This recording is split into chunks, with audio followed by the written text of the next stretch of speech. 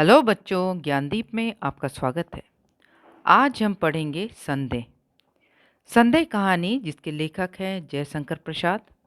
और लेखक ने इस कहानी के द्वारा इंसान के मनोविज्ञान ह्यूमन साइकोलॉजी को दर्शाया है कि इंसान संदेह करके किस प्रकार अपने जीवन को कठिन बनाता है।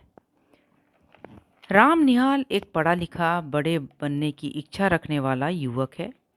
पेट के खातिर जगह जगह जाकर नौकरी किया करते थे। अब वे ब्रज किशोर के यहाँ काम करते हैं और श्यामा नाम की महिला के यहाँ किराए पर रहते हैं। श्यामा एक समझदार, कर्तव्यनिष्ठ और भले चरित्र वाली महिला है। राम निहाल उसे अपना शुभचिंतक, रक्षक और मित्र मानते हैं। वे अपने सारी बातें श्यामा को बताते हैं।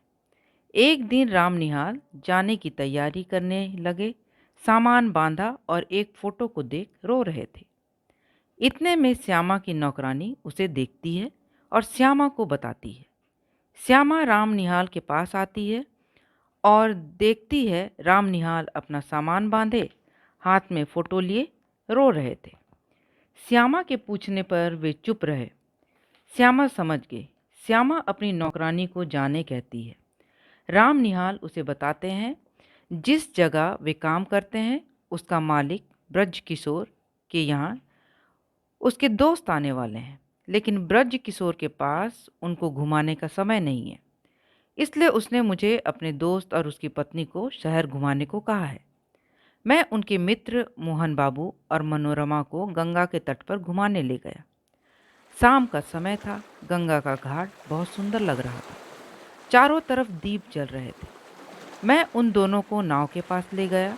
मोहन बाबू नाव पर चढ़ गए, लेकिन उन्होंने अपनी पत्नी को नाव में चढ़ने के लिए सहारा ना दिया। मनोरमा नाव में चढ़ने से घबरा रही थी, तो मैंने अपना हाथ उन्हें दिया और वह नाव पर चढ़ी। चढ़ते समय उन्होंने जो कहा, मैं सुनकर दंग रह गया। वह अपने पति को पागल कह रही थी, लेकिन वह इतनी सुंदर थी कि उसने जब अपनी बड़ी बड़ी आंखों से मुझे देखा, वह पल मैं भूल नहीं पा रहा।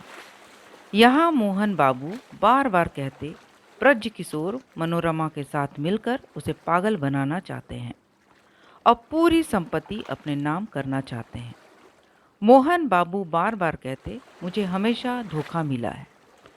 मुझे अपनी पत्नी का भी सच्चा प्यार नहीं मिला।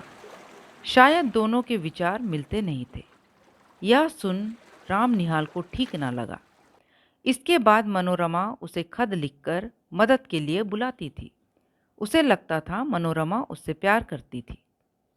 यह सब उसने श्यामा को बताया।